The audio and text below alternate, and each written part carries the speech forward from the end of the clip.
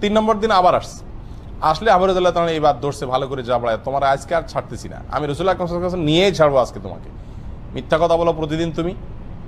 তখন সে বলতেছে, ভাই আমি তোমাকে একটা খুব বড় গুরুত্বপূর্ণ জিনিস শিখাই দেব, আত্মরক্ষার জন্য বিরাট একটা সূত্র তোমাকে বলে দিব, তুমি আমাকে সেই বিনিময়ে ছেড়ে দাও। তো বলেন যে কি বলে দিবা বলো দেখি। তখন এই লোকটা বললো যে দেখো, তুমি যদি প্রতিদিন রাতে শোয়ার সময় আয়াতুল কুরসি পড়ো আর পড়ে ঘুমাও, তো শয়তান তোমাকে অ্যাটাক করতে পারবে না, আল্লাহ তাআলা তোমাকে হেফাজত করবেন ফেরেশতাদের মাধ্যমে, আল্লাহ তাআলা তোমাকে হেফাজত করবেন।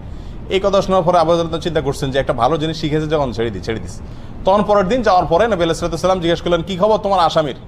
আবু হুরায়রা বললেন, ইয়া রাসূলুল্লাহ, আসামি তো আবারও আসছে, আবারও ধরছি, তবে সে আমার একটা জিনিস শিখাইছে, এই জন্য তারা ছেড়ে দিছি।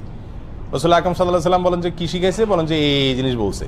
তখন রাসূলুল্লাহ আকরাম সাল্লাল্লাহু আলাইহি ওয়াসাল্লাম বলছেন যে দেখো, ও হলো শয়তান, ও তো সত্য কথা কখনো বলে না, তবে এই কথাটা সত্য বলছে, এটা ঠিকই বলছে।